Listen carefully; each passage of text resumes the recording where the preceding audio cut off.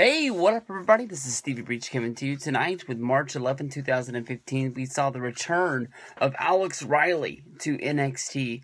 Alex Riley has been sitting on the shelf for probably about 2 years, I would think. You think of the story, him joining the Raw pre-show announce team. He did some things with the WWE Network when it launched. It seemed like he was outside of wrestling. You never really heard of an injury putting him on the shelf. Just sort of got moved in a different direction.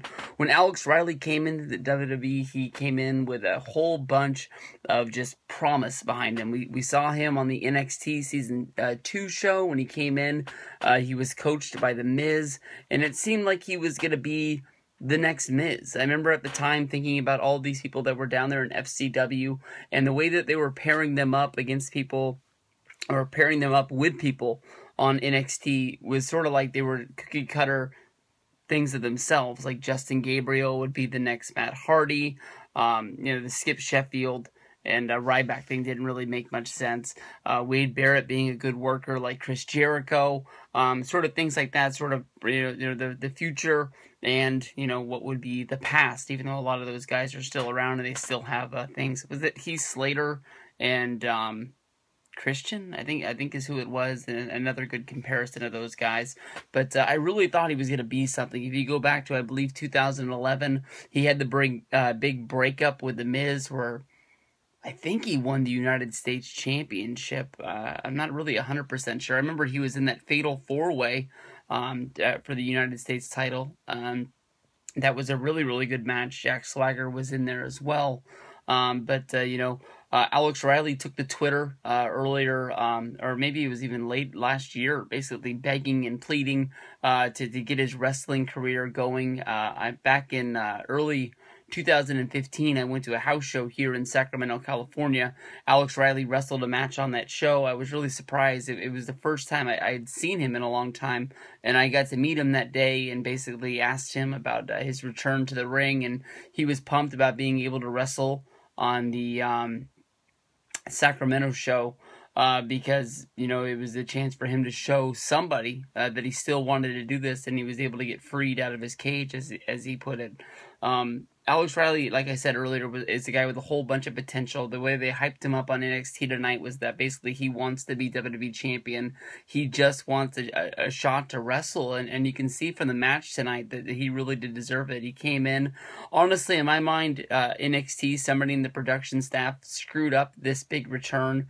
I know that you want to be hyping up next week's show, but honestly, at one point, I believe it was that after the Alexa Bliss versus Carmella match, they went to commercial, hyping up the fact that later in the night would be Alex Riley's shot at a match against CJ Parker, where basically Alex Riley would be able to try and show William Regal that he has the skills, that he can still wrestle, he doesn't have any ring rust, that he wants a shot at Kevin Owens. After Kevin Owens came out in the announce team, they got in a little bit of a bickering, back and forth. Kevin Owens embarrassed Alex Riley, basically, pouring water over his head and goading him into a fight. And after William Regal coming out there and saying that, that he's not allowed to do anything, Alex Riley said that the job meant too much to him, and he didn't want to risk his job. And then Owens came back out once again, starting a fight with Riley, which basically now Riley's getting back into the ring with his return against CJ Parker, trying to show William Regal that he has the skills and that he wants to wrestle. He wants to be a part of the WWE once again. He wants a shot at Kevin Owens. The match tonight was a pretty good match against CJ Parker. CJ Parker is the basically the jobber of NXT, I want to say. I know I haven't been really faithfully watching all that long, but it seems like when everybody has a debut, whether if it's Kevin Owens or whether if it's Solomon Crowe, it always seems to be against CJ Parker, and CJ Parker always takes the fall. I don't think I've ever seen this guy ever get a win. Oh, but back to my story about the thing, but they were hyping up the fact that Riley has to get this win to show William Regal as they go to commercial. And then, of course, this is the WWE Network, so we don't get commercials for Coke or Pepsi or anything like that. We get a commercial for next week's NXT, where basically they're hyping up how big of a show this is going to be, because basically NXT was on the road. They're going to be showing some of the open tryouts that went, a lot of the autograph signings and meeting the people, but also they're going to be showing matches from the road. But the main event of next week is going to be Alex Riley versus Kevin Owens. They told us that Alex Riley was getting the shot next week on NXT, and then immediately come back from that commercial back to NXT, where they're showing a promo hype package that Alex Riley used to be a wrestler for WWE, in case you forgot. And you see a lot of the highlights of his career that he had in WWE before being put on the shelf. And then, of course, they go to a promo a little bit later on in the night with Alex Riley talking about how he has no family other than the WWE Universe. Those are the people that he wants to be with, and somebody's keeping him away from it. And he needs to go out there, beat CJ Parker, so he can go out there and show that he has the goods to wrestle against a guy like Kevin Owens and get the job done. And that he wants to go back to WWE and get out of developmental, no longer being an announcer and such like that.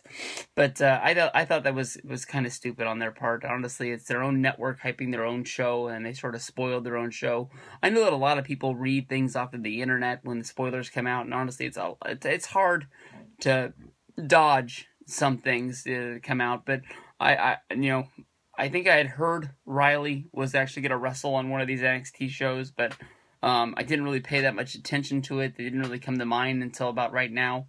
So to get this spoiled by their own show was kind of ridiculous. But hopefully somebody else caught that as well. Riley was able to get the win. He was able to beat CJ Parker. Like I said earlier, CJ Parker seems to be the jobber of NXT. So if he wasn't, he would have had a big problem.